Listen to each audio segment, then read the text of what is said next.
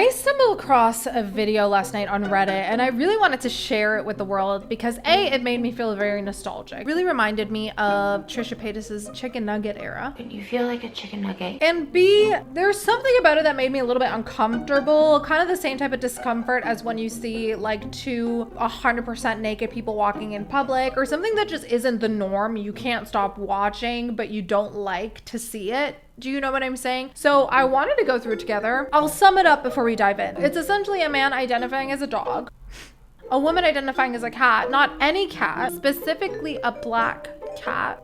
There's parents shielding their eyes. There's like full-on dog leash and paw trips to the dog parts. It's a lot.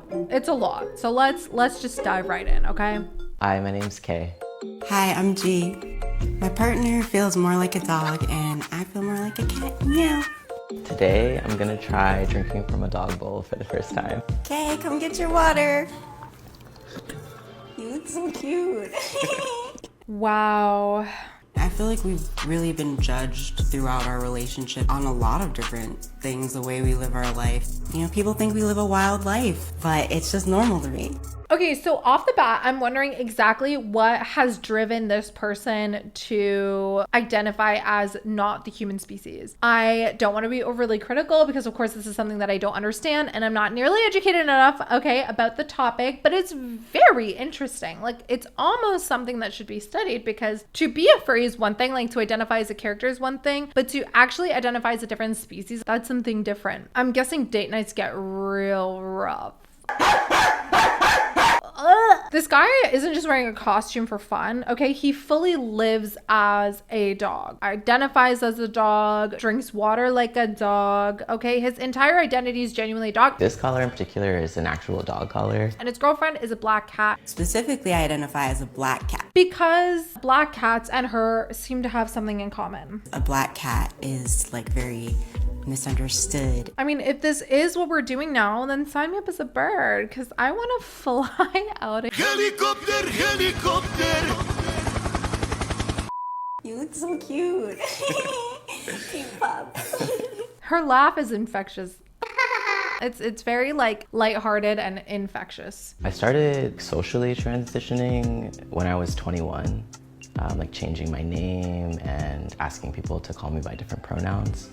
But physically, I started transitioning in 2018. I'm gonna guess because they're talking about physical transition, this doesn't really have to do with human to dog. This is more FTM. I'm just hoping. I'm hoping. You thirsty, Kay? You ready for some water? Kay, come get your water.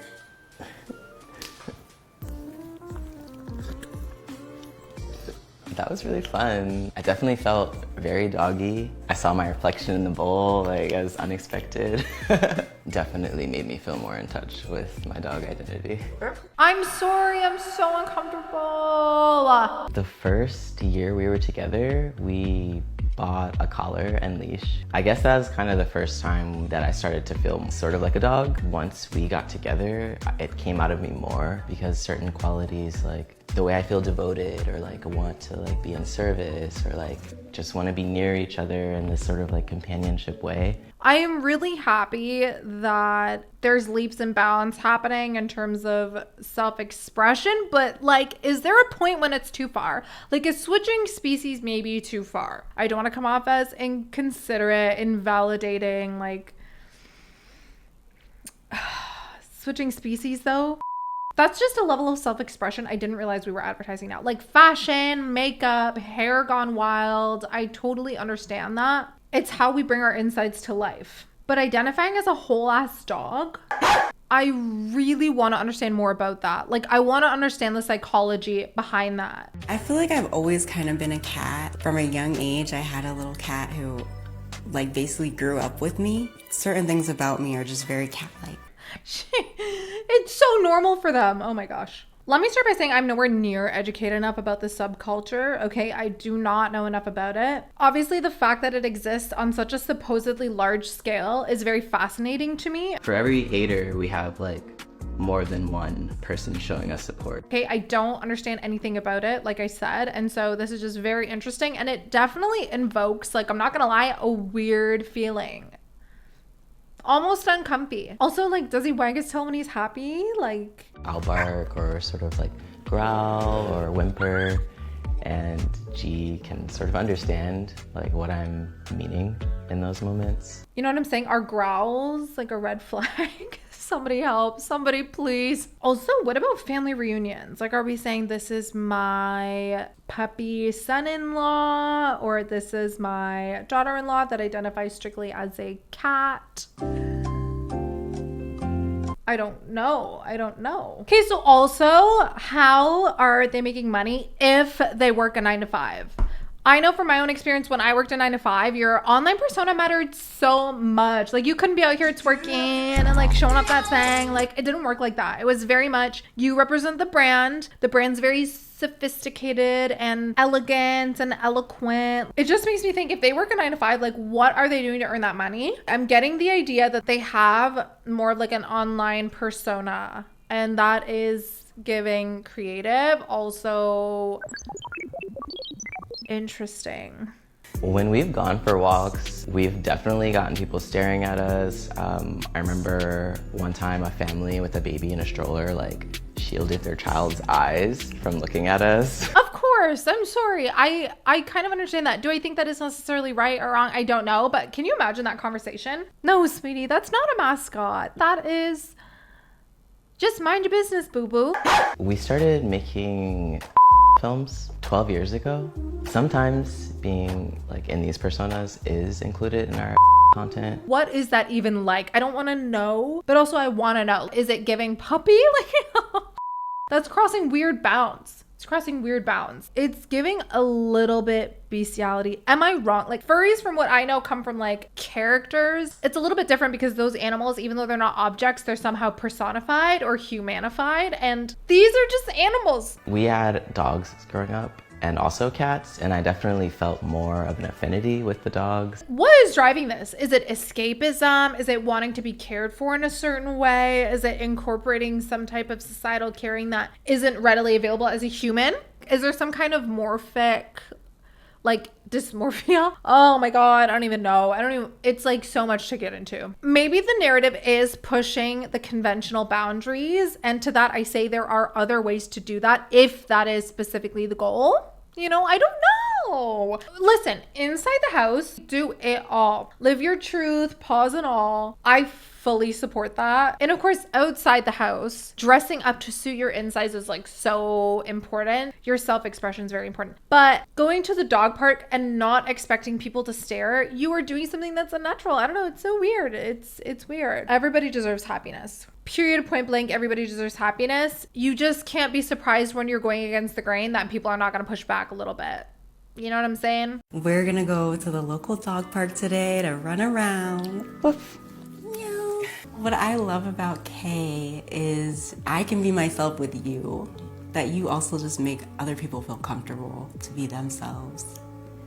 Are we normalizing this, or is this just pushing individualism a little bit too far? Like, there might be a fine line between exploring identity and, you know, like confusing people and confusing yourself. Most of our network is like very supportive of us. Being judged by others has definitely motivated me to just be more of myself and put myself out there, and like, I feel like I never know where I fully stand with these things, because I always obviously want the best for people and I want people to feel their best at all times, because happiness is important. But sometimes when I see things that make me very uncomfortable, which is rare, by the way, it's rare for me to see something and feel uncomfortable by it when it's just like two grown adults like vibing, you know? But sometimes there's a voice in my head that's just like, please be critical, analyze it. What does this truly mean? Is this even relevant? Don't forget to buy garlic.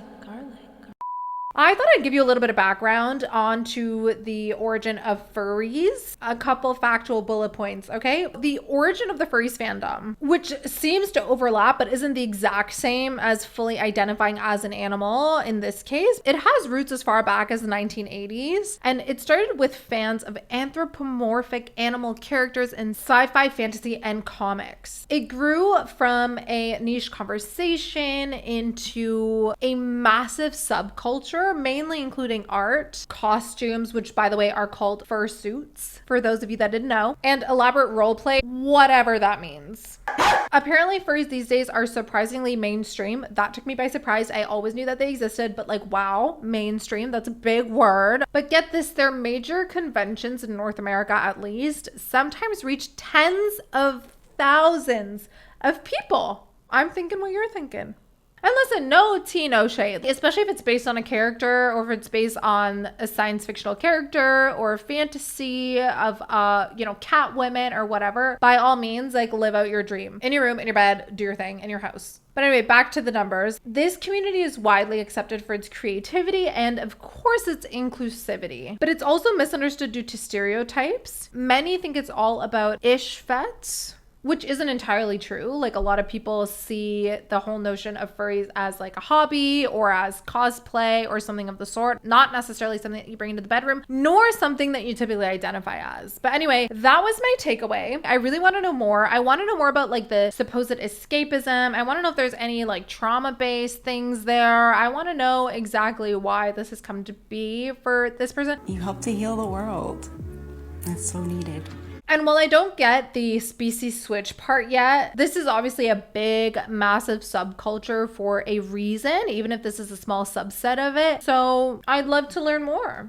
People have judged us for just wanting to show something that people think should be private in the public. It makes me a little bit uncomfortable, okay? But not in a way where, they're harming anybody. Like, literally no one is getting hurt. It doesn't seem like they have pets. I guess I just like saw it and I was kind of shocked and I wanted to share my shock with you guys. Maybe there's an overlap or a common denominator here that we're missing of feeling misunderstood. Okay, that's definitely been a possibility. But who knows? Who knows? I enjoyed this video. Did you enjoy this video? I hope so. Thanks for hanging out with me, and I'll see you in the next one. What I would say to people who judge our relationship is you can be a hater. Like, I welcome it, but all I'm doing is spreading love.